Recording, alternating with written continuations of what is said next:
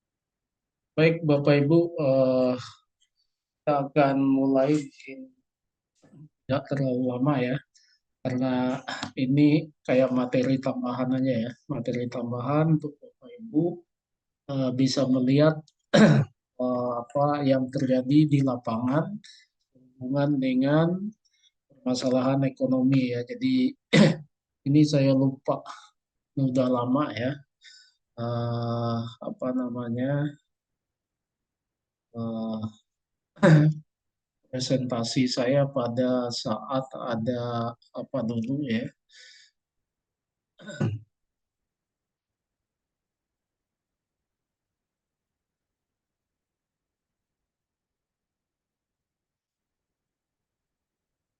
Ya, baik Bapak Ibu, kita akan lanjut ke materi yang kedua, ya mata kuliah kedua hari ini itu tentang ekonomi ya, ekonomi lingkungan, dan pada hari ini saya ingin menyampaikan sesuatu yang tidak teoritis, tapi juga tetap menyinggung apa yang berhubungan dengan teori ya.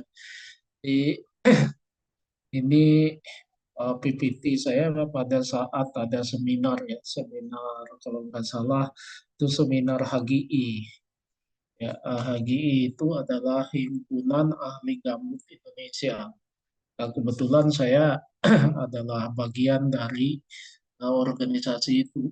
Kalau nggak saya salah, saya punya kedudukan di situ. Saya lupa seperti apa karena SK-nya sudah lama nggak saya lihat. Jadi ada pada saat itu ada seminar dan saya diminta untuk melihat melihat sesuatu yang beda dengan teman-teman lain karena saya dari bagian dan bagian organisasi yang fokus kepada masalah ekonomi. Di hari ini kita akan lihat bagaimana kegiatan ekonomi produktif di lahan gambut dan pencegahan karhutla. Jadi kenapa ada karhutla? Karena ini eh, apa kegiatan ekonomi inilah sebenarnya yang menimbulkan, jujur ya, karhutla itu motifnya atau tujuannya itu adalah tujuan ekonomi. Jadi kita mau lihat ini, nanti kita bisa diskusi, bisa tanya jawab mengenai ini. Jadi ini adalah sebuah makalah ya, presentasi dalam bentuk PowerPoint. Ya. Kegiatan ekonomi produktif di lahan gambut dan pencegahan karhutla. Nah, kalau kita lihat apa, itu biasanya kalau kebakaran lahan gambut eh, di daerah tropis, daerah kita terutama Indonesia, itu akan jadi perhatian dunia. Jadi bingung juga saya. Padahal sebenarnya pada tahun 2018 ini itu pada Juni 2019 itu ada kebakaran yang sangat besar di daerah Arktik ya, ya daerah utara sana. Karena di sana ada gambut ya. Jadi di situ eh, yang akan jadi bermasalahkan itu biasanya adalah CO2-nya ya, karbon dioksida yang dirilis ke ini atmosfer kita sehingga itu akan menyebabkan ya macam-macam ya, pemanasan global lah, permasalahan kesehatan dan lain-lain. Tapi ini banyak orang nggak tahu gitu bahwa pada tahun 2019 itu bukan main gitu, yang terjadi kebakaran di sana. Ya, yang banyak dipublish terutama yang di kita itu coba wah ini kan 2019 kan kita juga ada kebakaran toh. Nah, itu yang rame. Padahal di belahan dunia sana juga ada kebakaran yang juga cukup besar. Ya malah lebih besar dari apa yang ada di tropis. Dan jadi perhatian itu pasti adalah eh, karbon yang akan dirilis dan itu akan menjadi ini topik yang kemana-mana dari iklim hingga kesehatan ya. Nah, di apapun itu yang jadi perhatian dunia itu adalah dampaknya ke lingkungan secara ini secara geofisik, kimia dan juga adalah dampaknya bagi manusia. Nah, oleh karena itu kita harus lihat, oh ini terjadi kebakaran dan lain-lain, dan ini kalau di daerah Arktik ini ternyata kebakarannya itu karena nambang, Bapak Ibu. Nambang ininya, nambang gambutnya. Karena saya pernah ke Finlandia, di sana itu gambut ditambang sebagai pengganti batu bara untuk bahan bakar. Nah, apa cuma itu? Enggak juga. Mereka itu dicampur taunya. Dicampur gambutnya itu nanti kalau pada saat pembakaran itu dicampur dengan kayu. Kayunya dari mana? Ya dari hutan mereka. Makanya di sana itu orang nanam kayu, orang itu tidak cuma untuk ini, tidak cuma untuk apa industri kayu, industri kehutanan, tapi juga untuk industri dalam rangka untuk penyiapan energi. Jadi itu nanti akan menjadi bahan bakar untuk ini ya, untuk uh, ini ya, untuk ini pembangkit listrik itu. Jadi itu nanti akan digunakan di sana. Jadi industri kehutanannya, gambutnya dan lain-lain itu juga berfungsi untuk energinya. Nah ini kalau kita lihat distribusi peta distribusi dari ini ya, dari apa namanya gambut yang ada di ini atau ada yang disebut Mayer atau peat distribution and global fire regime. Tadi saya bicara tentang ini ya, tentang apa? Tentang gambut. Ini bisa dilihat ya Bapak Ibu, kebakaran itu di mana-mana aja. Jadi kalau distribusi gambut ini bisa kita lihat di sini, ada Mair sini sekian ini ada di sini, di sini, di sini, terusnya kemudian daerah kita ya, daerah kita ini bisa terlihat. Kemudian kalau kita lihat lagi di mana kebakaran itu sering terjadi. Kita bisa lihat gambar ini ya Bapak Ibu. Hmm. Jadi ternyata di daerah yang ada ini ada gambutnya, gambut yang ini perbakaran ini yang sering terjadi juga kebakaran yang cukup tinggi ya. Jadi ini bisa dilihat dari warna-warna ini ya. Jadi ada high frequency, medium frequency, high frequency. Jadi ini kebakarannya apa? Surface, dan lain-lain. Nah, jadi artinya apa? Di mana ada gambut, ternyata kebakarannya itu sangat sering ya Bapak Ibu. Dari ini, jadi apa? Artinya apa? Ancaman terbesar untuk gambut itu adalah terjadinya kebakaran. Oleh karena itu, saya kira bagaimana kita mendesain kegiatan ekonomi itu tidak menimbulkan kebakaran di lahan gambut adalah kata kunci untuk bisa mempertahankan fungsi gambut itu sebagai fungsi konservasi. Tapi kalau sering terbakar, maka fungsinya sebagai area untuk konservasi itu saya kira akan berubah.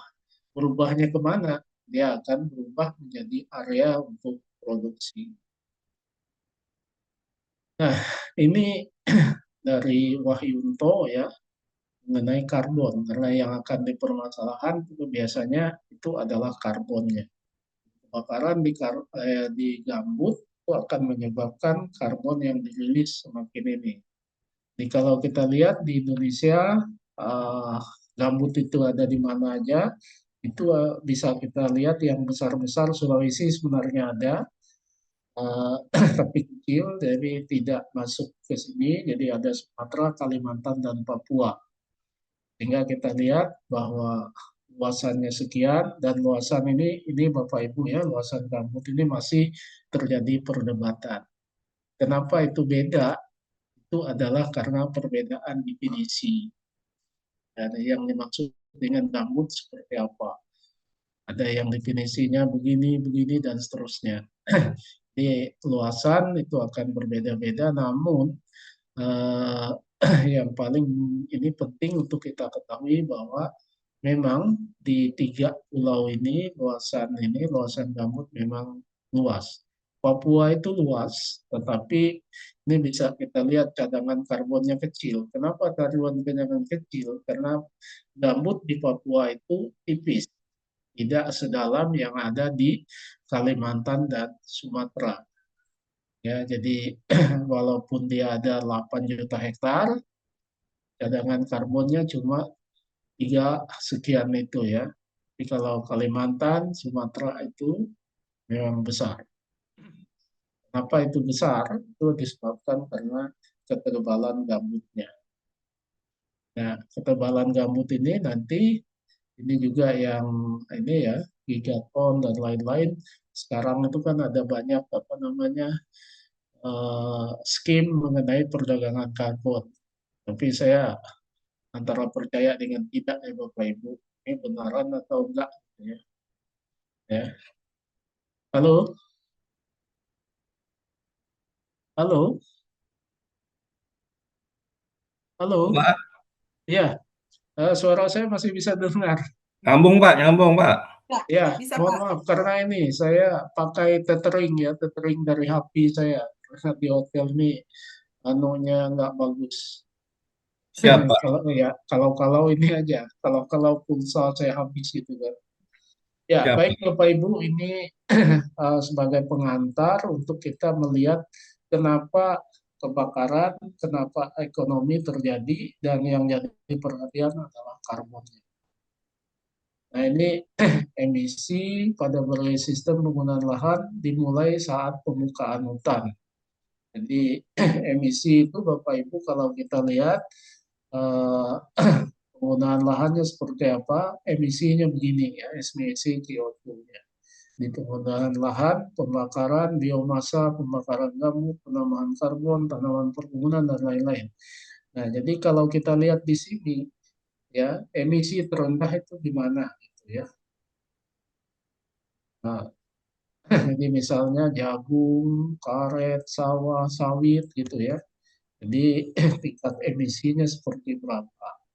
Jadi kalau kita lihat yang tertinggi itu justru ini ya, emisi untuk tanaman ini tanaman yang ya kita ini jagung, sayuran, sawah itu paling rendah karena mungkin dia berair itu ya Bapak Ibu. Kalau sawit juga sebenarnya variatif. Kenapa variatif? Ya kalau apa namanya tinggi muka airnya nggak di ini, selesai dia. Emisinya juga akan tinggi. Nah ini biasanya prediksi kemarau ya di Indonesia itu seperti ini. Di, ini tahun 2020 ya Bapak Ibu. Dan ternyata setelah ini saya lihat prediksi kemarau yang ada ini itu untuk Kalimantan tidak begitu ini ya Bapak Ibu. Tidak begitu apa untuk tahun 2020. Tidak begitu akurat ya. Tapi untuk beberapa daerah di Sumatera seperti di Riau, Sumatera Selatan, Jambi itu akurat ya. Jadi kalau Bapak Ibu lihat dan ini kalau untuk tahun ini prediksinya kan Juni ya, Juli itu akan memasuki ini. Dan itu biasanya yang terjadinya itu untuk Kalimantan itu selalu jadi tanda tanya buat saya. Prediksi-prediksinya itu tidak begitu akurat. Tapi kalau untuk Sumatera itu akurat. Bahkan di Sumatera itu di Riau, Sumatera Selatan, Jambi, Lampung itu 2 kali musim kemarau. Dan untuk tahun ini itu sudah terjadi yang Februari. Februari itu sudah, kemudian nanti Juli Agustus itu mulai lagi. Nah, tapi untuk Kalimantan hingga hingga beberapa tahun yang saya amati itu tidak begitu akurat karena katanya kemarau ternyata masih musim hujan. Nah, ini tahun 2015 dan 2019 ya Bapak Ibu. Kalau bisa dilihat ini kelihatan sekali bahwa tahun 2015 itu bukan main. Dan kebakaran itu di mana saja. Itu bisa dilihat. Kebakaran kita Sumatera bagian timur dari Jambi ya ke Sumatera Selatan itu merah semua. Kemudian juga di Kalimantan. Kalimantan itu bisa dilihat ya, di mana yang merah-merah semua. Kemudian di Papua itu juga merah-merah semua. Itu adalah daerah apa? Itu ada semuanya adalah daerah gambut, Bapak Ibu. Sama yang terjadi dengan 2019. Jadi artinya eh, di mana ada gambut, di situ ada kebakaran. Nah ini ya kebakaran yang lebih ini ya, lebih apa namanya, lebih parah, lebih intensitasnya tinggi, frekuensinya besar dan seterusnya. Oh, pertanyaannya kebakaran ini kenapa? Ya ternyata jawabnya adalah karena aktivitas ekonomi. Nah ini kalau kita lihat untuk Kalimantan. Terus untuk KHG di Kalimantan Tengah. Bisa dilihat. KHG kita ini, kebakaran kita begini. Ya di sebelahnya. Itu mengkonfirmasi bahwa eh, kebakaran tahun 2015 itu memang terjadi di daerah gambut, di daerah yang kita sebut KHG itu ya. KHG itu Kesatuan Hidrologi Gambut ya. Jadi kalau teorinya eh, nih KHG ini kering, nah, kering, airnya kering dan seterusnya sehingga terjadilah kebakaran. Kebakarannya itu berhubungan dengan aktivitas ekonomi. Karena banyak area ini area KHG kita ini sudah berubah atau beralih fungsi. Jadi Bapak Ibu, eh, kegiatan ekonomi di KHG akan berisiko untuk ini ya, untuk terjadinya kebakaran. Dan itu kerugiannya biasanya yang dihitung orang tuh kerugiannya ya Bapak Ibu. Kalau kebakaran, kerugian ekonomi, kerugian dalam kesehatan, pendidikan dan lain-lain. Ada studi khusus untuk kebakaran tahun 2015 yang menempatkan berapa kita rugi. Ruginya kenapa? Karena dampaknya buat kesehatan, dampaknya buat ekonomi dan seterusnya. Tahun 2015 tuh saya ingat betul, pernah beberapa hari Palangkaraya itu nggak melihat matahari, nggak kelihatan mataharinya, ya. Jadi ini sehingga ya katakanlah kita itu tidak terpapar sinar matahari gitu, tapi terpapar asap yang bukan main 2015. Sehingga saya rasanya dengan keluarga pada saat itu sempat mengungsi juga, lari ke Jogja sana. Baru nyadar kalau apa karena kita ngungsinya lewat Banjarmasin, terbang ke Surabaya, dari Surabaya ke Jogja, baru nyadar kalau kita itu bau asap semua begitu sampai di Jogja, begitu sampai di hotel di Jogja. Bawa asap Pak ya. Bawa asap ya, bawa asap, dan baru nyadar juga ternyata asapnya tuh hingga pakaian yang ada di koper. Ya karena baru tahu membedakan Pak, mana udara benar yang tidak polutif dengan yang polutif. Akhirnya, waduh, ternyata baju yang di cover pun itu juga bau juga. Kenapa? Ya karena jemurnya di asap di Palangkaraya gitu kan, yang dibawa sampai ke Jogja sana. Jadi saya bilang sama anak istri pada saat itu, kita ini dulu membersihkan paru-parunya. Karena memang luar biasa Bapak Ibu tahun 2015 itu. Kalau Bapak Ibu tinggal di Palangkaraya bukan main. Jadi kerugian kesehatan dan lain-lain itu sangat besar. Penerbangan bandara Cilikriwut itu di close, tutup, nggak bisa pesawat mendarat karena nggak ketemu mendaratnya. Akhirnya kita terbang lewat Banjarmasin. Banjarmasin pun pada saat itu ada waktunya bisa terbang. Kalau pagi-pagi nggak bisa, pasti agak siang baru bisa terbang. Ya, saya ingat pada saat itu kita jadwalnya penerbangan pagi. Ternyata di jalan itu kita nggak melihat jalan mau ke bandara. Dari kota Banjarmasin menuju Bandara Samsudinur. Nggak kelihatan muka depan belakang itu tembus karena saking pekatnya asap. Ya karena Kalsel juga terbakar. Tapi karena mereka dekat laut, begitu siang hari udara berangin bertiup, akhirnya asapnya hilang. Nah, akhirnya pesawat bisa pergi dan bisa datang. Yang terjadi. Nah, ini kita masuk ke ekonominya ya Bapak Ibu. Saya kemarin sempat menyinggung tentang ini ya, tentang bagaimana pertumbuhannya. Ya, ada Rostow model dan ada Kuznets.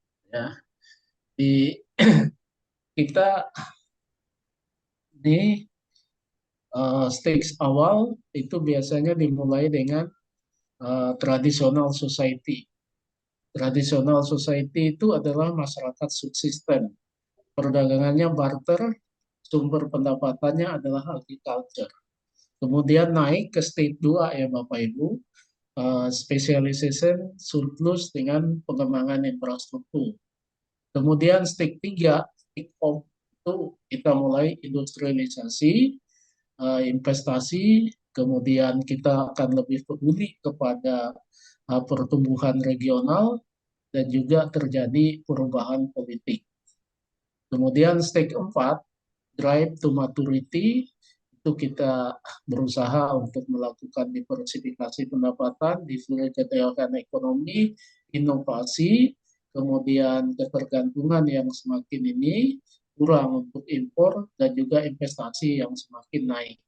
Nah, kita ini kira-kira di mana Bapak Ibu? Kalau saya ada yang 3 Indonesia itu, ada yang 4. Tapi di daerah tertentu, misalnya di Papua sana, yang Pilem itu, eh, pesta babi itu kayaknya masyarakatnya masih di stage 2 atau stage 1 malah. Sehingga kita itu terjadi perbedaan yang mendasar sekali dalam melihat perubahan lingkungan. Jadi untuk masyarakat di stage 1, stage 2 itu apabila terjadi alih fungsi lahan, mereka itu akan sangat apa namanya, sangat terganggu karena dia masih masyarakat subsisten berbasis pertanian tradisional dan transaksi masih barter. Masih ada yang barter. Kemudian stage 2, specialization surplus infrastruktur. Nah, yang datang ke sana itu adalah masyarakat yang sudah ada di stage 4, ya, atau malah stage 5. Jadi investasi datang, industri datang, perdagangan datang, sementara masyarakatnya masih berada di stage 2 dan stage 1. Ini apa konsekuensinya? Konsekuensinya adalah ada perbedaan yang sangat ini ya Bapak Ibu, sangat apa namanya, sangat berbeda antara yang datang dengan yang ada di sana. Ya, yang ada di sana mungkin sebagian sudah juga masuk ke stage 4, stage 5. Tapi sebagian yang memang di kampung-kampungnya sana itu berada di stage 1, 2. Nah, perubahan ini itu akan menyebabkan perbedaan ini maksudnya itu akan menyebabkan dampak sosial ekonomi yang jelas Bapak Ibu. Ya, di orang datang ke sana seperti apa, sementara yang di situ seperti apa. Jadi perbedaan ini akan membuat konflik sosial ekonomi yang serius. Makanya untuk melihat pesta babi itu, pesta babi ini kita harus memahami ini. Mengapa itu terjadi? Mengapa itu penolakannya begitu besar? Karena apa? Memang masyarakatnya beda gitu, yang datang dengan yang ada di situ. Yang datang ingin merubahnya ke stage 4, stage 5 malah, sementara masyarakatnya masih di stage 1, 2. Bayangkan seperti apa konflik yang akan terjadi. Jadi menurut Rostow ini, kita itu tumbuh tidak serta-merta ya Bapak Ibu. Kita lihat di stage 3 industrialization, kemudian growing investment, pertumbuhan regional, kemudian political change. Nah, ini memerlukan prasyarat-prasyarat yang tidak mudah. Artinya, ya paling tidak masyarakatnya sudah berada pada level yang sama. Sudah paham industri, sudah paham growing investasi, mengerti pertumbuhan ekonomi, tidak masyarakat subsisten gitu. Nah, jadi menurut Rostow ini puncaknya itu adalah high mass consumption. Jadi masyarakat itu akan berada pada tingkat konsumsi yang tinggi. Lalu itu di mana Bapak Ibu? Itu pasti di area-area atau daerah-daerah yang perekonomiannya sudah maju. Perekonomiannya daerah maju kita kenal ada istilah utara selatan ya. Jadi dunia ini kalau secara ekonomi bisa dibedakan antara masyarakat ini yang tinggal di daerah utara, utara mana? Itu utara Katulistiwa ya Bapak Ibu. Itu rata-rata adalah negara-negara yang sudah maju, yang mungkin sudah masuk ke stage 4 dan 5. Nah, sementara kita mungkin kebanyakan rata-rata yang di daerah selatan, selatannya Katulistiwa, kecuali Australia ya, Singapura dan lain-lain, itu mungkin masih berada di stik 3-4. Ya, jadi eh, negara maju, negara berkembang. Kalau yang lebih kasar lagi itu pembedaannya itu adalah eh, growing growing atau negara berkembang. Ya, ada tiga itu ya, negara eh, yang ya katakanlah belum berkembang, negara berkembang, kemudian negara yang sudah maju. Nah, negara maju, lagi-lagi kalau kita lihat eh, areanya di bumi ini, itu adalah rata-rata yang berada di utara Khatulistiwa. Kenapa mereka bisa? Karena mereka ya yang pertama kali melakukan industrialisasi. Karena apa? Kalau mereka sudah melakukan industrialisasi, maka otomatis investasi sudah jalan dan seterusnya, sehingga akhirnya sampai kepada stik 5. Nah, kita itu kan ngejar sekarang mau ke stik 4 sama stik 5 ya. Jadi kita melakukan penambangan yang begitu besar dan seterusnya. Nah, dihubungkan dengan kurva ini, kurva Kuznets, yang saya bilang hubungan antara level of environmental degradation yang sebelah kanan ya Bapak Ibu dengan GDP per kapita itu kelihatannya seperti apa. Jadi level of environmental degradation itu akan naik terus selama pre-industrial economy.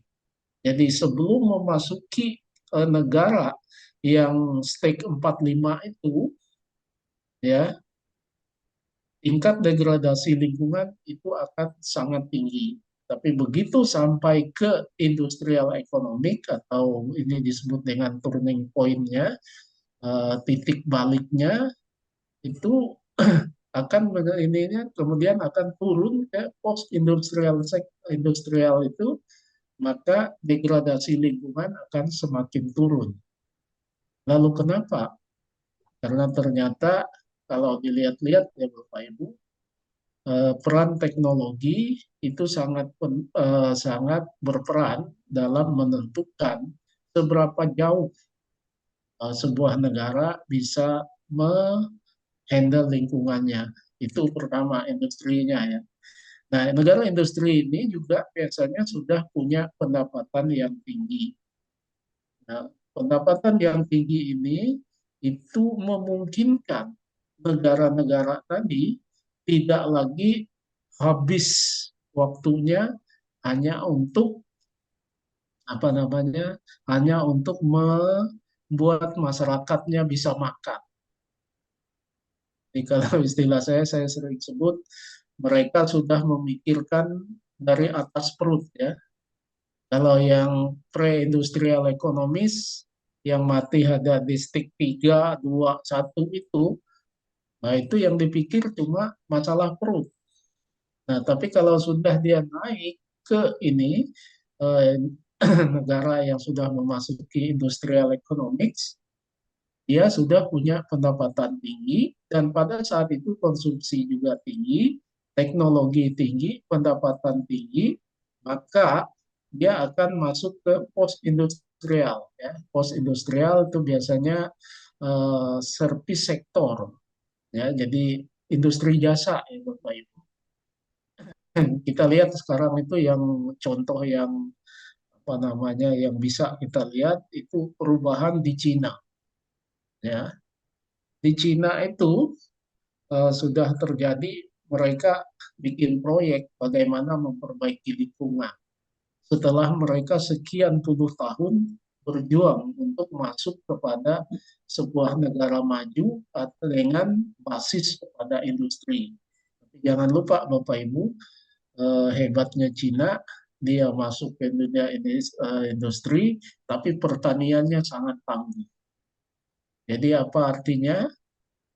Fundamental ekonominya yang berbasis kepada masyarakat luas itu sudah sangat bagus.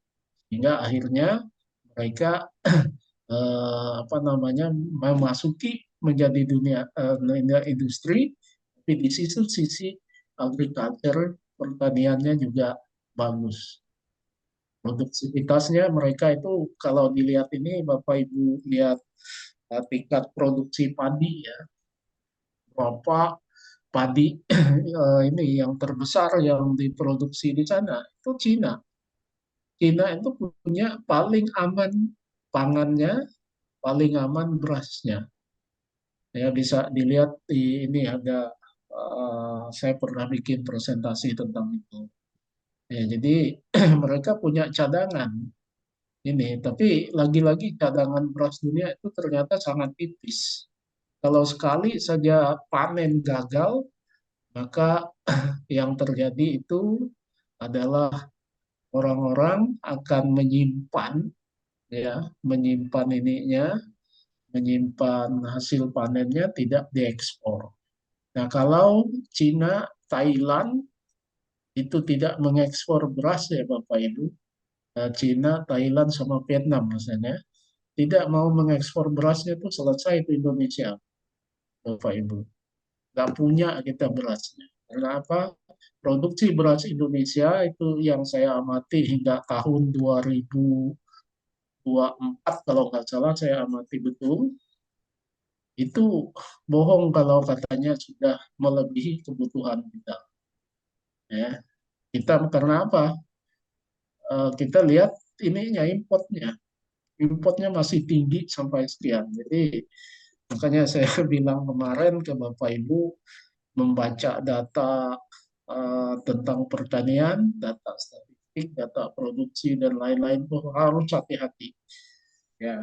Karena jangan-jangan kita terlalu overconfident bahwa kita sudah waspada. Jadi ini bisa dilihat ya Bapak Ibu. Jadi semakin baik ini pendapatannya, GDP per kapitanya, maka level of environmental degradation-nya itu akan menurun. Tetapi selama suatu negara itu mengejar menjadi ini menjadi negara industri atau mengejar stake 4 dan stake 5, maka environmental degradation itu sangat tinggi, degradasi lingkungan itu sangat tinggi. Ya, jadi yang namanya polusi dan lain-lain itu akan sangat tinggi. Ya, jadi itu bisa kita lihat ya, beberapa negara di Eropa bagian utara kayak Jerman, Swedia, Finlandia dan lain-lain itu mereka mampu untuk mengatasi dampak lingkungan. Karena apa? Ya karena pendapatannya udah tinggi dan itu membuat mereka tiba kepada titik balik dalam hubungannya dengan environmental degradation. Mereka punya duit, mereka punya ruang untuk bisa mengatasi lingkungannya. Jadi Bapak Ibu, ini menggambarkan kepada kita semua bahwa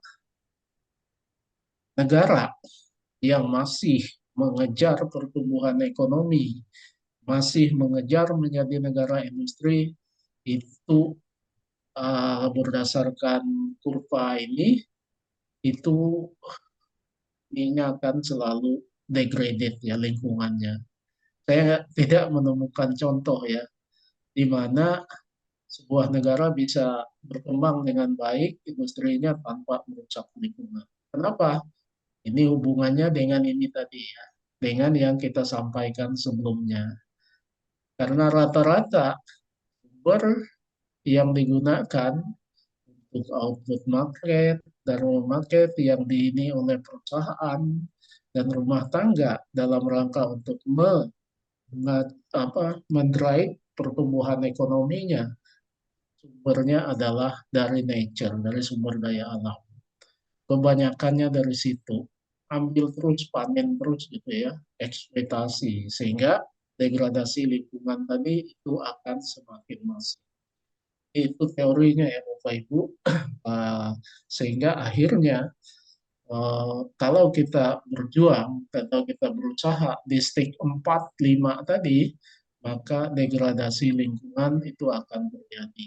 Sesuai dengan teori Kuznets, itu turning point-nya adalah pada saat suatu negara memasuki pendapatan yang cukup tinggi, untuk bisa peduli ke lingkungannya.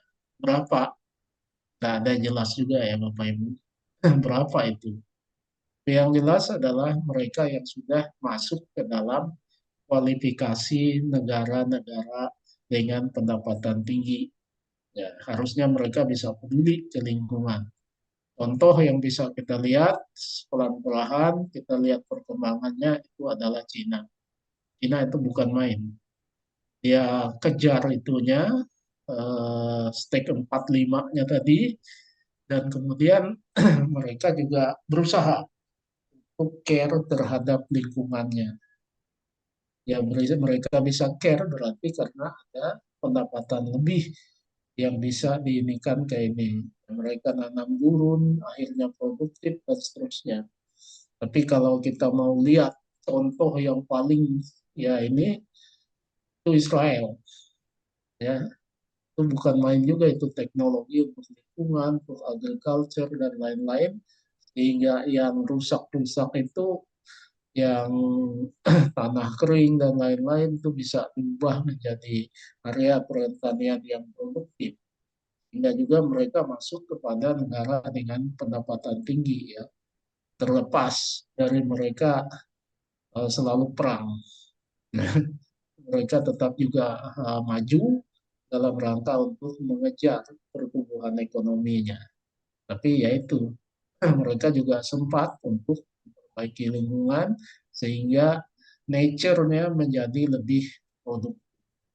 Ya, jadi kalau kita lihat ya Bapak Ibu, kapan negara itu akan bisa eh, peduli ke lingkungannya adalah pada saat mereka sudah tiba kepada negara industri dengan pendapatan yang cukup tinggi.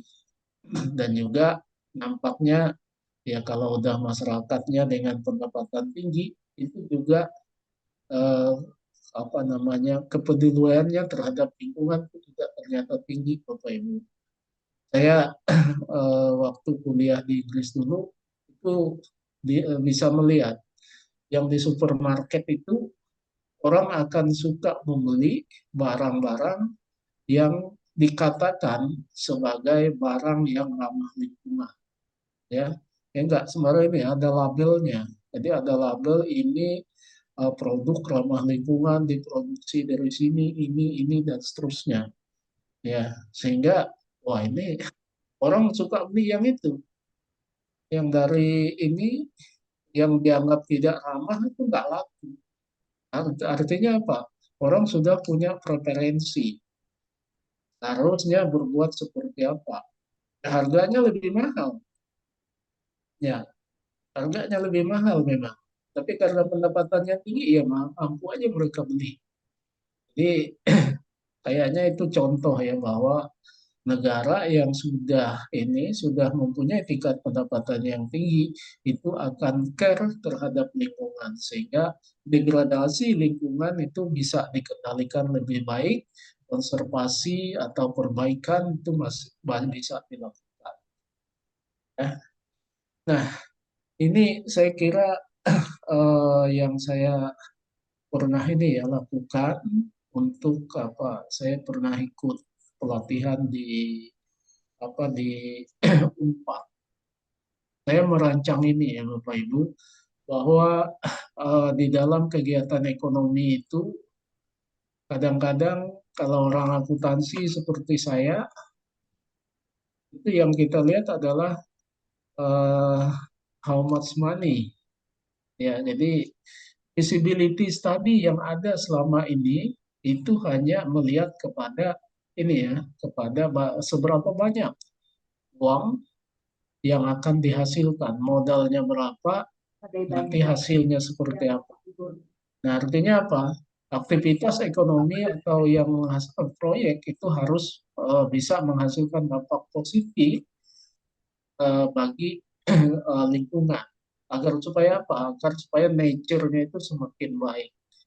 Karena apa? Karena yang dihasilkan oleh lingkungan itu berupa ekosistem services ya. Ekosistem services inilah yang harus kita pelihara dalam rangka agar supaya kualitas lingkungan tuh tidak terlalu ini ya, terlalu degraded, tidak terlalu rusak. Kalau ekosistem servicesnya bisa kita ini, kita pertahankan dan bisa kita tingkatkan, maka kesejahteraan atau well-being itu akan lebih baik. Nah, ecosystem services itu apa bisa ini untuk provisioning services, yaitu untuk produksi, untuk regulating services, ya segala siklus sumber daya alam itu ya. Kemudian juga cultural services dan juga supporting services. Ini semua itu akan menentukan well-being, kesejahteraan dari masyarakat yang tergambar dari freedom and choice, ya. Jadi dia bisa memilih. Kenapa dia bisa memilih, Bapak Ibu? Itu adalah karena salah satunya dia punya pendapatan yang bagus. Yang kedua, itu biasanya dia sudah punya kesadaran. Jadi awareness-nya itu lebih tinggi terhadap lingkungan. Sehingga seperti yang saya katakan tadi, mereka beli produk itu lihat dulu, ini produk ramah lingkungan atau apa. Akhirnya apa yang yang terjadi Bapak Ibu? Orang lebih suka menggunakan misalnya tas belanja. Tas belanja itu tidak lagi plastik, tapi dari kertas yang bisa dianggap lebih ramah lingkungan. Karena kalau plastik kan kalau tidak di ini sekian puluh tahun, ratus tahun ya tetap ada. Nah, ini saya kira yang menjadi sangat penting karena apa? Karena di dalam kita menentukan pilihan terhadap penggunaan sumber daya alam, ujung-ujungnya kita harus meningkatkan apa yang disebut dengan total value. Ya, total value dari sumber daya ada yang ada. Jadi ada use value dan non-use value, kemudian dibagi-bagi di bawahnya itu. Nah, oleh karena itu Bapak Ibu, di dalam kita melihat sumber daya gambut, kita juga harus perhatikan bahwa gambut itu ekosistem servicesnya iya, produksinya iya, dan itu sangat menentukan well-being. Nah, kenapa ekosistem services itu orang nggak peduli? Itu adalah karena banyak ekosistem services itu tidak punya nilai pasar seperti yang saya sampaikan di kuliah kita. Tapi dia kalau istilah ini itu adalah regulating ya, mengatur bagaimana siklus alami itu tetap bisa berlangsung sehingga providing services, produksi dan lainnya itu bisa terpelihara. Ya ujung-ujungnya kita harus yakin bahwa pilihan penggunaan sumber daya itu harusnya adalah yang memberikan total value tertinggi. Nah, ini konsep yang saya kembangkan hubungannya dengan teori ekonomi, hubungannya dengan studi kelayakan, karena layak selama ini itu adalah layak secara keuangan, layak secara ekonomi, tapi tidak layak secara uh, kalau kita pendekatannya adalah sustainable development, kalau pendekatannya adalah juga memperhatikan aspek lingkungan. Jadi Bapak Ibu, ini adalah sebuah apa namanya sebuah konsep bagaimana seharusnya kita mempertahankan dukungan dari nature dalam rangka untuk digunakan untuk berbagai kepentingan sehingga well-being-nya bagus, masyarakat yang di situ makmur, sejahtera, dan total economic value dari ini tadi, pilihan tadi adalah yang tertinggi. Nah, oleh karena itu harus ada perubahan paradigma ya Bapak Ibu, karena ini kalau kebakaran tadi yang menyebabkan ini, gambut menyewa ini ya harus ada karena sekarang itu yang ini aneh saya lihat ya kalau kita kebakaran itu. Yang madamin itu bukan orang yang tinggal di situ, bukan orang yang tinggal di daerah yang terbakar. Pilihan saya pernah tanya, kenapa nggak di ini ibu bapak nggak diusahakan untuk dipadamkan? Jawabnya sederhana, bukan peta saya, bukan tanah saya. Ya, ya artinya apa? Ya nggak benar juga, karena ternyata memang bukan itu, bukan punya dia, bukan punya dia ya udah ngapain juga saya padamin, bukan kebun saya, bukan tanah saya. Nah ini jadi akhirnya harus ada perubahan paradigma di dalam bagaimana kita mencegah lingkungan itu ya. Nah ini jadi di wilayah-wilayahnya seperti apa dan memang banyak terjadi ya Bapak Ibu kebakaran semakin besar nggak ada yang peduli. Oleh karena itu saya pernah menyampaikan ide bagaimana kita mempertahankan suatu area itu tidak terbakar ataupun cepat ini maka pelaku utamanya harus mereka yang di situ. Karena apa? Karena dampak lingkungan yang pertama-tama merasakannya itu adalah yang on-site. Kalau di desanya terbakar, orang desa itu pertama yang menderita. Kalau yang jauh tidak tinggal di situ, itu enggak ini. Ya harusnya apa? Ya kerugian ekonomi pasti, kesehatan iya. Itu. Jadi apa artinya? Kita harus memastikan bahwa kerelawanan dan lain-lain ya. Ini agak agak keluar ya Bapak Ibu dari lingkungan, tapi masih ada hubungannya karena saya ini yakini bahwa kebakaran itu terjadi karena ini lingkungan. Pernah kami temukan di daerah Sabangau itu orang tuh membakar itu nelayan Bapak Ibu. Nelayan dan juga pernah juga saya ini di daerah Kapuas, daerah Sungai Kapuas sana, daerah apa? Daerah kan ini ya, daerah Mantangai, Mandomai, itu juga ada yang membakar gitu. Membakar pada saat daerah-daerah yang dekat sungai itu. Saya tanya alasannya kenapa? Ternyata itu sama dengan yang di Sabangau. Jadi itu sengaja dibakar yang di sekitar kiri kanan sungai itu kan kalau pada saat musim kemarau kan ini Bapak Ibu tumbuh rumput kan. Ya, jadi agar supaya rumputnya itu muda lagi, maka daerah itu dibakar. Untuk apa? Itu untuk mengundang ikan agar supaya ikannya nanti itu bisa ini pada saat itu pada saat air sudah mulai tinggi. Mengundang ikan dari mananya? Itu adalah dari bunga dari rumput-rumput itu yang dimakan oleh ikan itu. Dan itulah kemudian ikannya datang untuk memakan itu katanya teorinya seperti itu. Ya, itu makanya banyak terjadi kebakaran sepanjang itu tadi, sepanjang KHG tadi.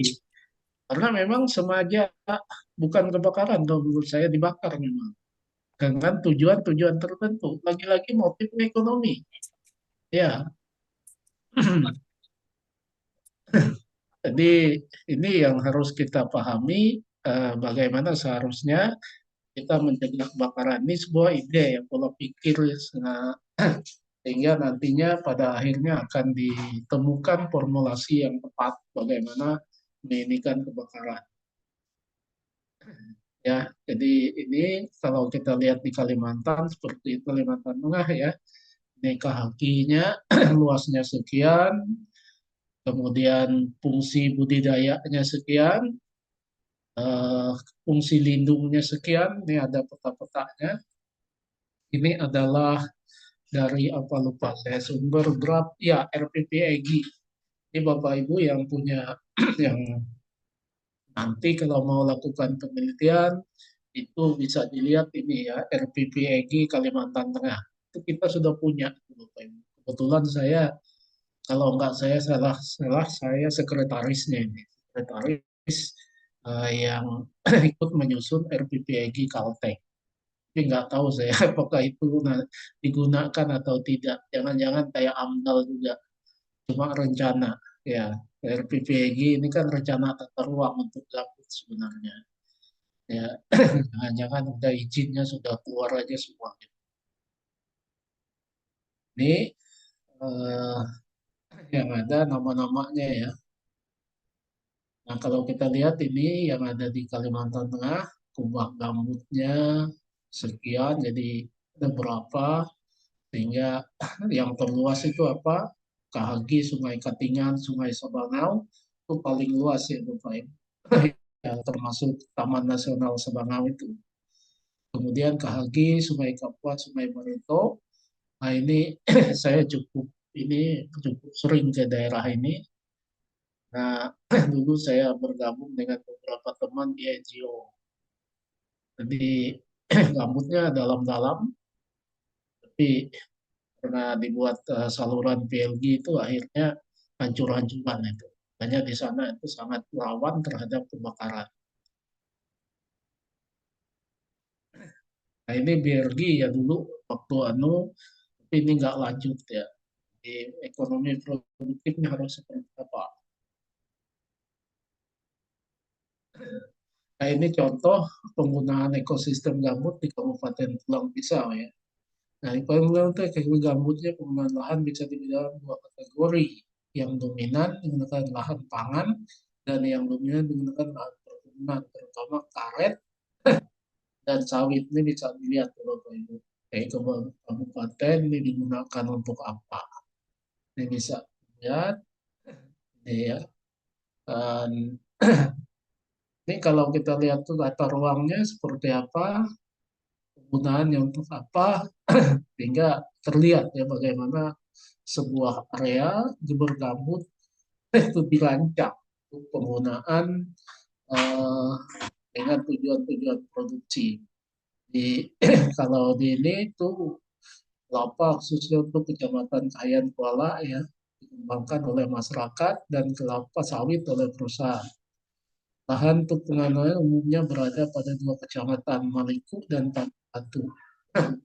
Nah, itu yang daerah transmigrasi itu sebenarnya Bapak Ibu.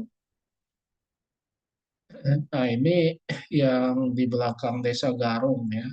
Saya pernah berusaha untuk membuat di dam ini. Kita coba bisa bertahan beberapa bulan, tapi setelah itu dijebol oleh masyarakat. Ya, di samping. Nah ini bahannya itu saya buat bagus-bagus, kayunya bagus, ternyata yang dicuri kayunya. Ya, ini penggunaan di Kabupaten Pulang Pisau ini bisa dilihat ya. Ini gambaran ya bagaimana masyarakat dan pemerintah menggunakan lahan. Ini contoh ya, contoh bagaimana perekonomian didesain di lahan gambut. Dan hubungannya dengan kebakaran tadi. Nah, ini ada pit soilnya bagaimana, kemudian lahan masyarakat dan seterusnya, kawasan lindung, kawasan budidaya, dan seterusnya. Ini bisa dilihat ya ini sumbernya dari PUPR. Kabupaten Boyolali Kamaran ini hasil investigasi Tamelo, Desa Pilam, Desa Demilan, Desa Enda. Ya ini silakan di cek ya Bapak Ibu kalau mau lihat seperti apa.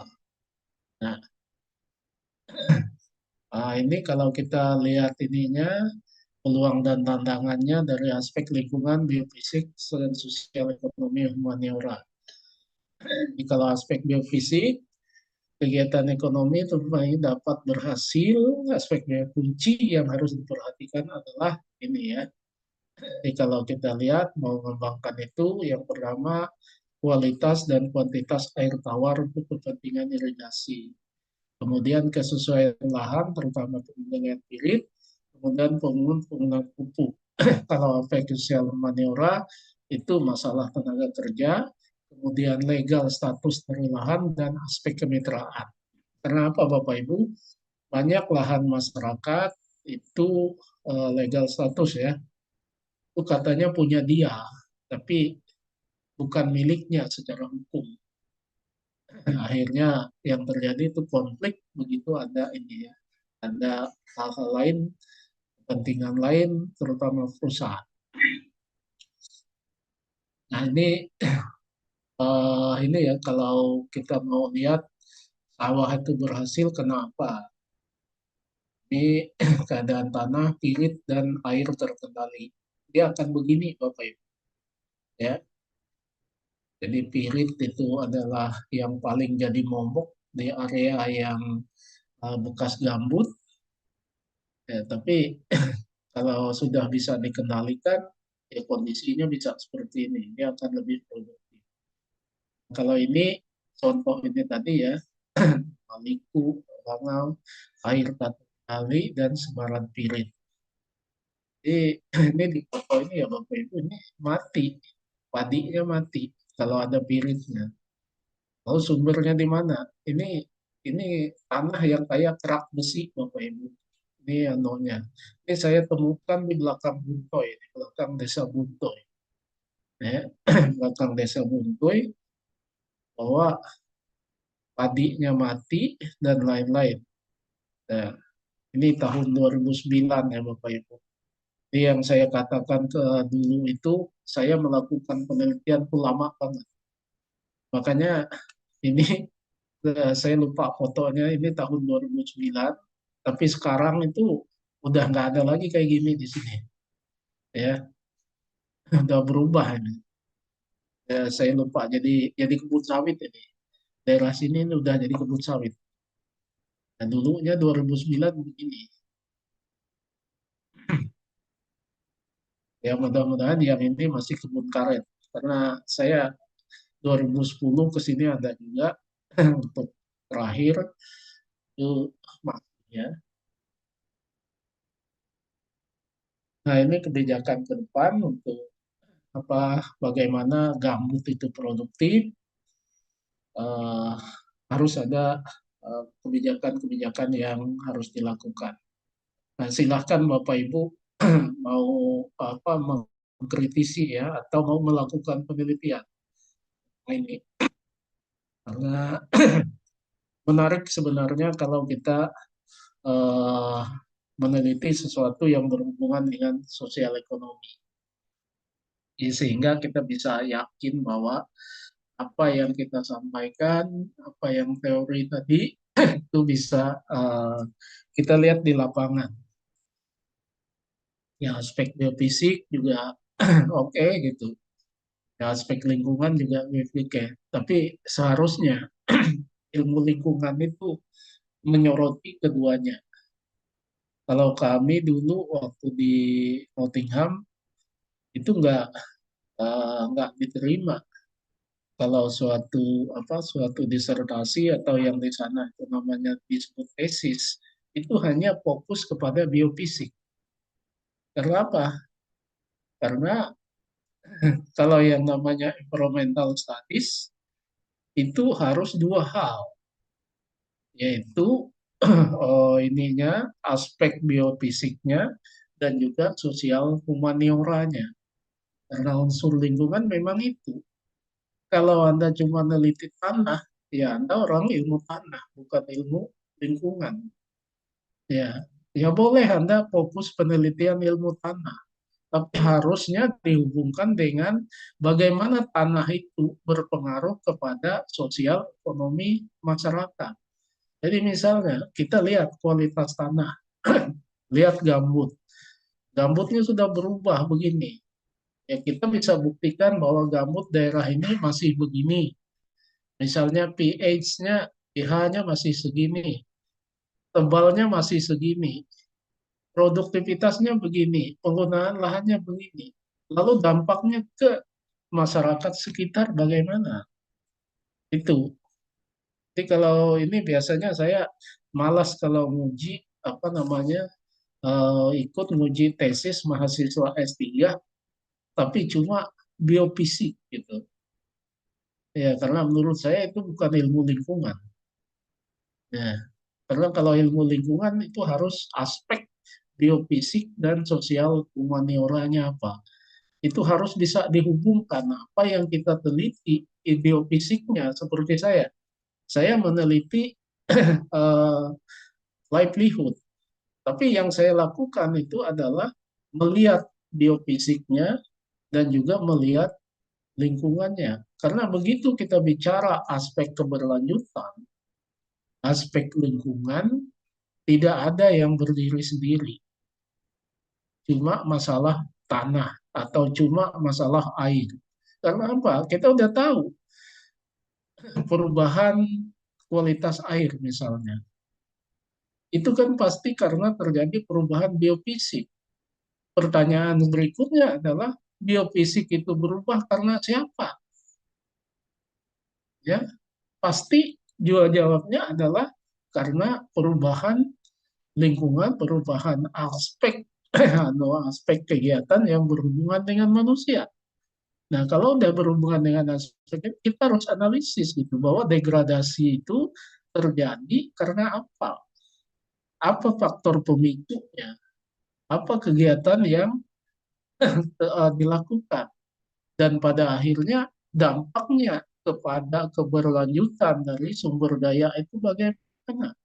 Jadi saya biasanya nggak mau ini apa malas sudah kalau sudah sebuah disertasi itu cuma bicara aspek biofisik.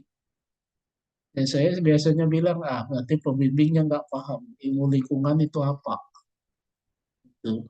Ya, karena banyak memang dosen-dosen di ilmu lingkungan itu adalah berasal dari ilmu-ilmu pertanian. Ya, akhirnya tidak ada yang eh, ini jarang yang orang memang doktor dalam bidang lingkungan, maksudnya yang dari awal memahami itu bahwa ilmu lingkungan itu adalah perpaduan antara biofisik dan juga sosial humaniora. Jadi apapun yang terjadi, apapun perubahan yang terjadi di nature itu dalam konteks ilmu lingkungan adalah disebabkan karena perubahan kegiatan dari human, dari manusia.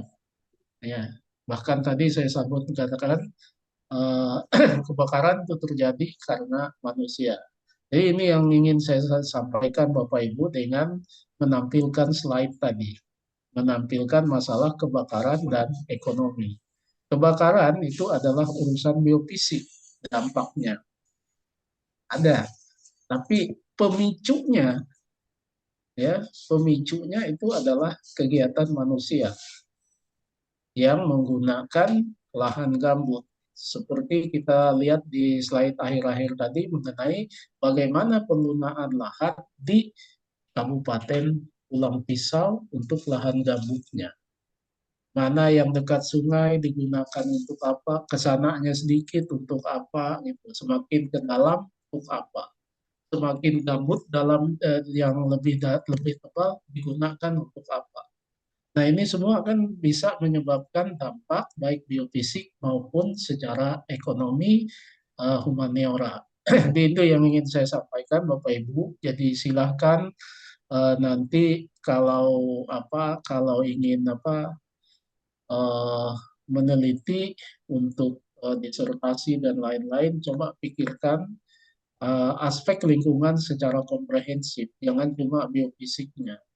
Karena kalau cuma biofisiknya, itu Anda bicara dengan ilmu lain sebenarnya, bukan ilmu lingkungan. Karena ilmu lingkungan adalah ilmu terapan yang menggunakan berbagai hal yang berhubungan dengan lingkungan, baik biofisik maupun sosial humaniora. Itu poinnya ya Bapak Ibu. Mohon maaf kalau ada hal-hal yang kurang berkenan. Atau ada pertanyaan, diskusi, silakan. Ya, izin Pak. Selamat pagi menjelang siang Pak. Ya, terima kasih. Ya, selamat pagi. Ya, Ini saya menanyakan aja.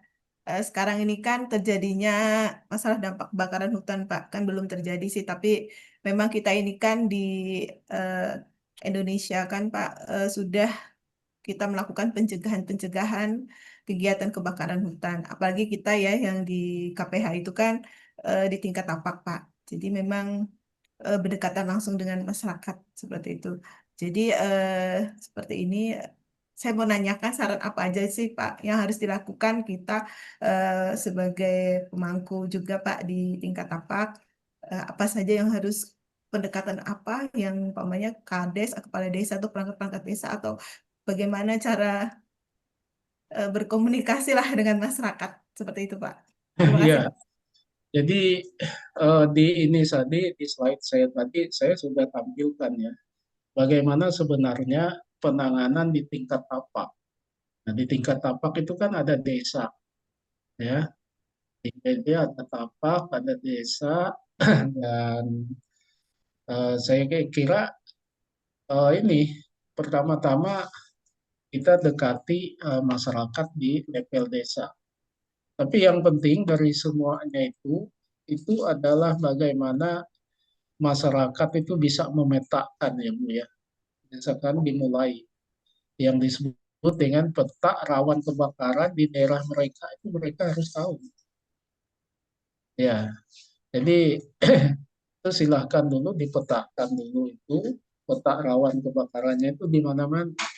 Nah, kemudian itu kita bisa lihat, kalau saya lihat di pengalaman saya selama beberapa tahun di BRG, di Badan Restorasi Gambut, itu adalah eh, apa dimulai dari situ dulu.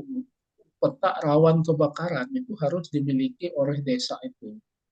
Nah, di peta itu diinformasikan itu tanah milik siapa, itu kebun milik siapa gitu.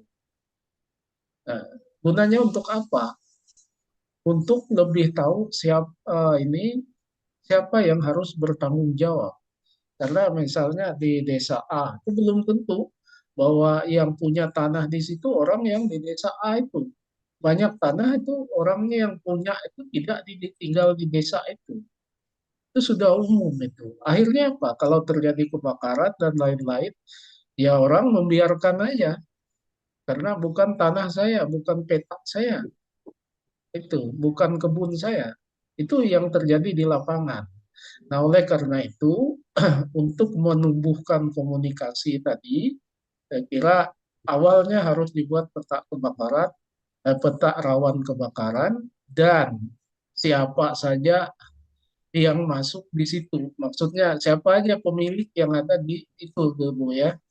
Nanti saya kirim ya ini apa eh, presentasi saya ini. Jadi di bagian akhir itu ada strategi yang dulunya kami diskusikan di Badan Restorasi Gambut. Bagaimana sebenarnya mencegah terjadinya kebakaran.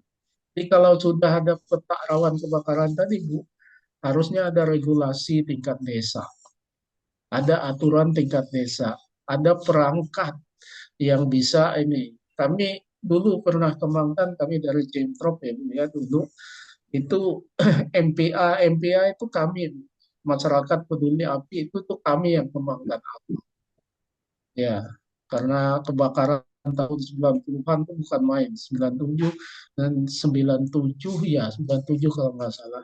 Itu bukan main juga. Nah, kita kembangkan MPA itu, masyarakat peduli api level desa. Jadi ada apa namanya, peta rawan kebakaran, kemudian ada yang bertindak gitu. Ada task force-nya. Jadi jangan nunggu BPBD gitu. BPBD kan kabupaten tempatnya. Ya, kabupaten rapat dulu kan. Duitnya dari mana ini? Ya, sementara rapat, sementara nyari duitnya dari mana? Itu udah sekian ratus hektar. Kalau udah sekian ratus hektar, udah selesai itu nggak terkendali lagi. Pengalaman kita, saya di Cintrop maupun di BRG, kalau sudah kebakaran itu sudah sekian ratus hektar, itu kita cuma berdoa kapan bisa Itu kapan bisa padam? Berdoanya apa? Nunggu hujan. Cuma Tuhan yang bisa memadamkannya. Ya, itu pengalaman kita selama ini, baik saya waktu saya di BRI maupun saya di Cimprok UPR. Ya, jadi kalau udah kebakaran seluas itu, ya udah nggak bisa dipadamkan. Dia akan menyebar kemana-mana. Selama musim kemarau berlangsung, ya udah kebakarannya akan kemana-mana. Jadi prinsipnya tetap seperti ini ya, tetap seperti ini. Ya, api kecil kan gampang dipadamkan gitu ya. Tapi kalau sudah membesar, sudah kemana-mana, ya tidak bisa. Oleh karena itu, saya kira sangat penting untuk semua level pemerintahan itu punya data atau peta rawan kebakaran. Setelah itu, di desa, buatlah NPA tadi, Bu, masyarakat peduli api dengan segala peralatan yang diperlukan. Pernah juga saya beberapa kali ketemu, jadi alat-alatnya sudah ada, pompanya sudah ada, ininya sudah ada, ya alat sudah lengkap, Bu. Pertanyaan berikutnya adalah minyaknya dari mana, siapa yang beli. Artinya apa? Ya jangan kita cuma ini, jangan kita cuma kasih alat, kasih ini, tapi kasih juga operasionalnya. Kenapa mereka nggak mau melakukan pemadamannya itu? Ya itu karena tadi itu, Bu. Bukan petak kayungku, bukan kebunku. Ngapain juga saya padamkan gitu. Itu jadi alangkah baiknya komunikasinya itu adalah di tingkat tapak.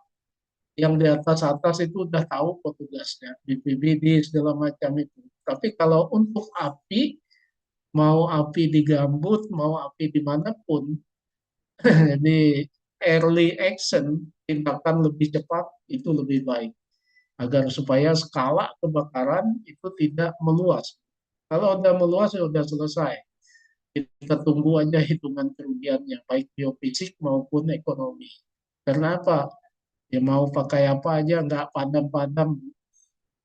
Ya, ada dulu bikin sumur BLG untuk nyemprot-nyemprot itu. Pertanyaannya adalah siapa yang melakukannya nanti kalau terbakar? Kalau bikin sumurnya gampang. Ya, akhirnya apa? Ya, berarti kan harus ada masyarakat tapak. Orang tadi yang ditapak itulah yang pertama kali beraksi, melakukan kegiatan. Jadi kalau kita memang nanti akan ada kebakaran, Bu, ya, saya biasanya itu selalu jaga yang di Bang Kirai. Karena di situ kan ada laboratorium alam hutan gambut yang kami klaim sebagai area penelitian untuk UVR di bawah kendali dari UPA, Cintro gitu. Jadi kami itu selalu siap dengan peralatannya ada, timnya ada untuk anunya kalau terjadi kebakaran. Iya, akhirnya ya udah tinggal diterjunkan kalau ada kebakaran. Tapi lagi-lagi tadi, kalau sudah masif besar sekali, ya udah kewalahan siang malam. Kasihan saya dengan staf dan teman-teman yang berjibaku untuk itu, bermalam di ini, bermalam di lokasi. Saya nggak sanggup, Bu. Karena apa? Untuk menyebar kemana-mana, jaga sini agar supaya apa? Agar supaya area kami itu tidak terbakar. Ya, kalau itu terbakar, ya udah selesai. Itu yang kami lakukan. Jadi menurut saya pola komunikasinya itu dengan siapa? Itu dengan tapak. Mulailah dengan mereka, dengan memulai, saya katakanlah ada organisasinya, ada ya apa yang harus mereka kerjakan, bagaimana SOP dan lain-lain dalam rangka pencegahan dini. Jadi yang harus dilakukan adalah membuat perangkatnya, menyediakan peralatannya, sekaligus operasionalnya. Ya kalau cuma alat doang, Bu, nggak ada gunanya itu. Karena apa? Bikin peta kayu, bikin kabut kayu. Ya, itu jawaban saya, Bu. Ya Pak, terima kasih Pak. Ya, jadi itu tadi ada saya buat ininya, slide bagaimana seharusnya kita mencegah kebakaran. Perubahan paradigma, jangan lagi dari top down. Itu harusnya bottom up kalau udah lingkungan, apalagi kebakaran. Ya, itu Bapak Ibu semua ya. Oke, saya kira mungkin bisa kita akhiri ya. Saya mohon maaf kalau ada hal-hal yang kurang berkenan selama saya Ini sedikit eh, aja Pak, ngajar Anda sehingga bertanya ini. aja Pak. Oke, ya silakan. Ini sedikit bertanya aja nih Pak, mohon maaf ini Ya, sebelum ya, ini. silakan. Terkait dengan teori pembangunan Rusto tadi Pak. Ya, sebenarnya kan Teori apa? bisa teori pembangunan Rusto Pak, Rusto yang Bapak tadi Oh ya, sampaikan. Rosto ya, Ya, stages. iya, Anu, nah, di situ full kan cycle. ada istilah take off ya. Lepas Ya, landas sebenarnya istilah lepas landas itu dulu waktu saya SMP itu udah sering saya dengar Pak. Itu, oh iya, zaman lepas Soeharto landas itu. ya, itu ada apa repelita 1 sampai repelita 5 kalau nggak salah. Ya, Dan itu iya kami kita pelajari di ya ilmu pengetahuan kita sosial. anunya sampai Repelita 5 jalan ke-6 sebenarnya. Ya, Ya, maksud saya di situ kan ada stek-steknya yang mulai dari ya, kita pertanian dulu, setelah kita pertanian berhasil baru masuk ke industrialisasi, nah itulah yang disebut sebagai pre-take off gitu. Nah, sebenarnya teori Rostow itu apakah masih relevan dengan perencanaan pembangunan sekarang, Pak? Gitu. Maksud saya kita hmm. ini kan ada siklus politik 5 tahunan ini. Jadi kita ini sebenarnya mau fokus kemana dulu gitu? Apakah kalau kita dulu kan fokus dulu di pertanian, setelah bahan baku semua Ya, siap, baru masuk ke industrialisasi sehingga kita tidak perlu impor bahan baku gitu. Nah sekarang kita ini mau fokus kemana dulu? Kalau kita fokus ke industrialisasi dulu, pertaniannya belum siap, belum disupport bahan baku. Nah akhirnya kan banyak sekali impor. Nah sekarang karena banyak sekali impor sehingga dolar naik kan gitu Pak. Nah sekarang apakah eh, teori Rosto ini masih relevan dengan apa kondisi kita yang sekarang yang siklus politiknya 5 tahunan? Kalau masih relevan berarti kita harus punya satu produk perencanaan yang memang harus diacu siapapun nanti rezim berganti kan begitu Pak. Nah sekarang itu ya, nggak punya kan gitu. ya, ya, Itu jadi paham ya saya. kita fokus pembangunan sekarang itu tidak stek tidak stek seperti Rosto akhirnya gitu loh. Akhirnya akhirnya menjadi ya nggak tahu arahnya mau kemana gitu. Apakah kita mau perkuat dulu di pertanian, setelah pertanian kita kuat baru masuk ke industrialisasi, kemudian setelah industrialisasi kuat kita baru masuk ke tadi itu kualitas hidup dan apa ya tadi itu finansial lah, finansial yang sudah kuat sehingga kalau kita finansial kita kuat kita ya ya nilai tukar kita bukan hanya dengan dolar, mungkin dengan ringgit pun kita akan kuat gitu. Dan sekarang kita saja dengan ringgit saja sudah Rp1 Rp2.000, bukan hanya Ya, dengan dolar, dengan ringgit pun kita sudah ya ringgit itu kalah gitu, dulu-dulu apalagi dengan maksimum dolar tiga gitu. ribu itu. Ya, Apalagi belum dengan yen, belum dengan euro. Nah, ini mungkin ini ada pengaruhnya ke sana mungkin Pak dari ya jadi memang apakah masih relevan dengan teori Pemaristo itu untuk kita terapkan di era yang sekarang gitu. Terima kasih Pak. oke, terima kasih ya. Nanti kan kalau secara undang-undang ini undang-undang perencanaan pembangunan nasional ya. Saya lama tuh ngurus Rensra, ngurus apa namanya RPJM, RPJMD ya, RPJM, RPJMD dengan RPJP. RPJP itu secara undang-undang ini, undang-undang perencanaan pembangunan nasional itu 20 tahun yang dipecah-pecah ke dalam 4 RPJM. RPJM itu 5 tahunan. Dan hubungannya tadi dengan yang pergantian 5 tahunan itu, Pak. Ya, jadi bisa lihat Pak Bambang bisa lihat ya. Kita itu kayak Kalteng itu udah punya RPJP hingga tahun 2000 kalau nggak salah sampai 2000 ntar dulu ya 2005 2025. Ya, kita udah punya tuh tahun 2025 sampai berapa tahun lagi Pak? Itu untuk RPJP. Jadi rencana pembangunan jangka panjang itu 20 tahunan. Kemudian ada rencana pembangunan jangka menengah. Nah, RPJM itu sebenarnya sama dengan Repelita, Pak. Ya, sama dengan Repelita, tapi yang berbeda adalah pelakunya. Pelakunya beda-beda. Pemerintahan nasional ganti ya, 5 tahunan atau 10 tahunan selama ini kan. Akhirnya saya lihat ada perubahan ini, bukan perubahan ya, seperti tidak ada konsistensi ya.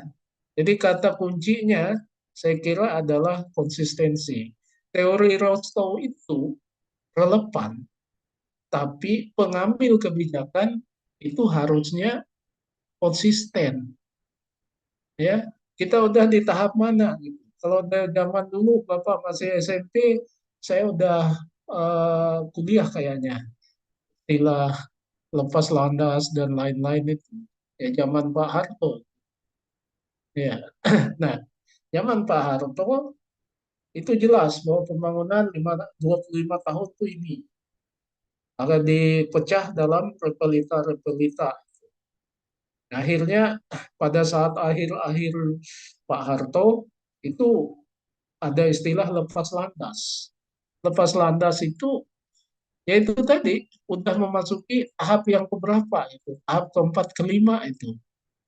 Ya, tahap keempat kelima sehingga Indonesia bisa memasuki kepada negara industri. Makanya pada zaman Pak Harto kan dia berjuang mati-matian eh, ini untuk yang disebut dengan ketahanan pangan. Ya, ketahanan pangan pada saat Pak Harto itu bagus. Nah itu seharusnya dilanjutkan. Tapi setelah beliau, orang malah suka ngimport, Pak. Ya, ya akhirnya yang pertanian kita pada zaman Pak Harto itu sudah ya bisa dikatakan sudah memasuki pertanian yang sudah bersifat tidak subsisten lagi, sudah masuk ke bisnis, sudah mengejar tingkat produksi tinggi, itu terlupakan. Yang kita kembangkan kan lain, bukan sawah. Ya, yang kita kembangkan kan daerah-daerah yang ini itu adalah bahan baku untuk industri. Ya katakanlah misalnya sawit. Sumatera itu bayangkan berapa juta hektar jumlahnya. Ya, apakah pilihannya memang sawit? Dan sawit kan enggak ada hubungannya dengan ketahanan pangan. Ya, ketahanan pangan kan bukan sawit gitu kan. Nah, akhirnya ini yang saya katakan Pak Ano. Jadi teori Rostow menurut saya itu tetap relevan, tapi pengambil kebijakannya yang tidak konsisten, meneruskan apa yang sudah dicapai di stage sebelumnya. Dia orientasinya lain. Zaman Pak Harto pertanian itu tujuannya adalah untuk ketahanan pangan. Baru sedikit-sedikit pertanian untuk menyediakan bahan baku industri. Tapi setelah itu kita menjadi mengembangkan industri-industri di mana bahan bakunya tidak dari kita. Akhirnya kan import. Kalau import ya dampaknya seperti itu tadi. Karena apa? Industri itu kan tergantung jaminan bahan baku. Kalau jaminan bahan bakunya nggak ada dari dalam negeri, industrinya kolap. Ya, ya kayak tekstil itu kan berapa tuh yang kolap semua. Yang terakhir kan apa tuh Seritek kan kolap semua. Karena apa?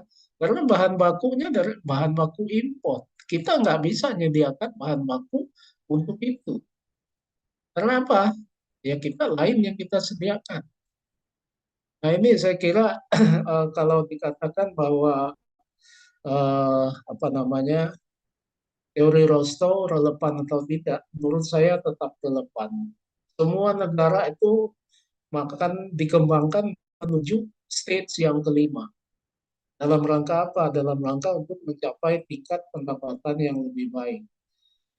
Tetapi yang merunningnya itu Pak, merunning pemerintahan kan yang menginginkan kebijakan itu kan yang berkuasa. Kita 5 tahun ganti pemimpin, apalagi di daerah Pak, parah lagi.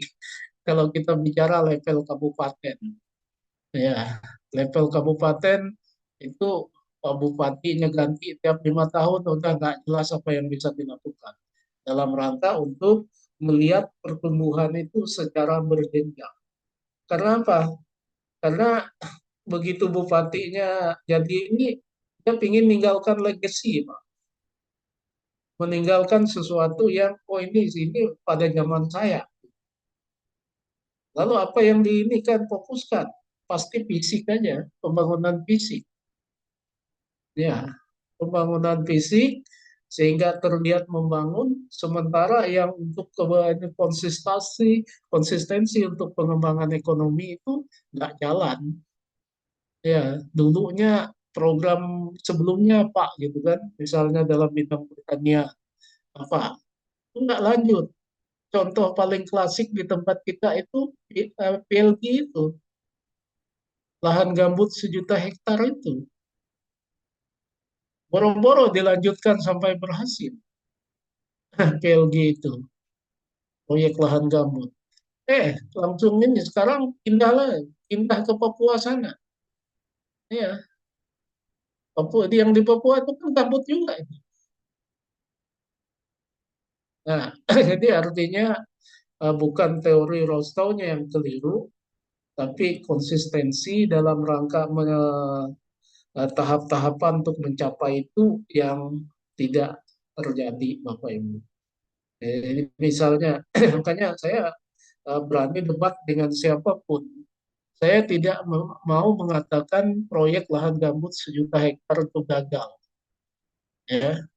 Karena menurut saya bukan kegagal, tapi ketiadaan konsistensi kebijakan. Karena apa? Secara biofisik saya tahu gambut itu nggak mungkin simsalabim jadi subur, jadi sesuai untuk pertanian, nggak mungkin. Dia punya proses ini sehingga dia nantinya menjadi suitable. Suitable untuk apa? Mungkin suitable untuk padi, mungkin suitable untuk perkebunan. Ya harusnya lanjut gitu, dilanjutkan sampai ketemu. Karena saya melalui penelitian yang saya lakukan itu membagi tahap-tahapan penggunaan lahan gambut itu. Kalau proyeknya cuma 5 tahun, udah selesai itu barang. Ya misalnya contoh ya yang berhasil kemudian di Pulang Pisau itu ya, yang kemudian menjadi lumbung pangannya Kabupaten Pulang Pisau itu. Ya, itu kan dimulai tahun 90-an awal pengembangannya. Dilanjut kemudian karena itu masuk daerah PLG, proyek lahan gambut 1 juta hektar, akhirnya tetap berlanjut, tetap dibina, akhirnya selesai berhasil. Berhasilnya tuh kapan? Ternyata setelah 20 tahun lebih, Bapak Ibu. Nah, kalau proyek itu ini tidak khusus untuk gambut, tidak ditangani secara kontinu, ya udah selesai. Kapan masyarakatnya di situ sejahtera? Tiap tahun berubah ini tidak kontinu. Sehingga akhirnya kita juga harus melihat gitu, perubahan biofisik, perubahan sosial ekonomi humaniora. Ini harus nyambung, harus kita lihat. Lalu siapa yang harus mengendalikan itu? Pemerintah. Dengan cara apa? Punya konsistensi kebijakan.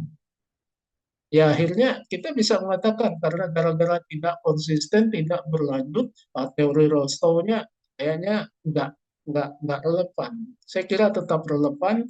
Yang tidak bisa mengejar itu justru karena konsistensi kebijakan tidak ada. Ya itu contohnya itu. Boro-boro beresin PLG, pindah ke Papua sana. Yang diurus apa? Gambut juga. Ya tapi kita paham aja gitu kan, apa sih yang jadi target awalnya. Jadi ya menurut saya seperti itu ya. Jadi teori Rolls-Royce-nya benar, yang tidak benar adalah kebijakan. Bagaimana agar supaya teori Rolls-Royce itu bisa kita ikuti. Karena ketiadaan konsistensi kebijakan. Kenapa tidak ada konsistensi kebijakan? Karena pemerintahnya ganti-ganti, ya istilahnya pendidikan itu lain menteri, lain kurikulum. Ya akhirnya kan nggak ada yang kontinu. Sama kayak kita membangun sumber daya manusia. Ya, ganti gonta ganti ganti menteri, ganti kurikulum. Akhirnya yang benar tuh yang mana gitu. Padahal kan bisa kita lihat kekurangannya apa. Itu yang kekurangannya itu yang kita ubah gitu, kita modifikasi dan lain-lain. Tapi tujuannya harus tetap sama gitu. Itu dari saya Pak Bambang, makasih.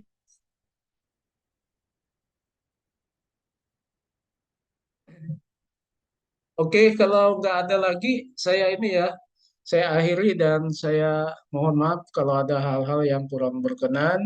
Ya kalau ini silahkan menghubungi saya ya, bisa kita diskusi lebih lanjut. Kalau misalnya Bapak Ibu tertarik untuk bisa meneliti sesuatu yang berhubungan dengan sosial ekonomi humaniora, tapi juga berhubungan dengan fisiknya. Kalau sampai segala kimia segala macam, saya nggak ini. Tapi seharusnya apa yang ada di biofisik itu dihubungkan dengan lingkungannya seperti apa. Oke, saya kira demikian Bapak Ibu semua. Terima kasih atas kehadirannya dan juga saya mohon maaf kalau ada hal-hal yang kurang berkenan. Oke ya, nanti saya kirim ya Bu Endah ya. Baik, Iya, Pak. Pak. Pak. Oke, ya. Oke, makasih. Sampai jumpa ya. Semoga Sampai Sampai jumpa, jumpa, Pak. Pak. ya sampai ini ya. Ini nanti ya kalau mau penelitian mungkin bekal dari saya itu bisa ini ya bisa jadi insight baik dari statistik maupun mata kuliah ini. Terima kasih ya. Selamat siang. Terima kasih, Pak. Selamat siang. Yang Oke, Pak. yuk kasih sampai jumpa. Terima kasih. Ya, izin live. Selamat siang. Yuk.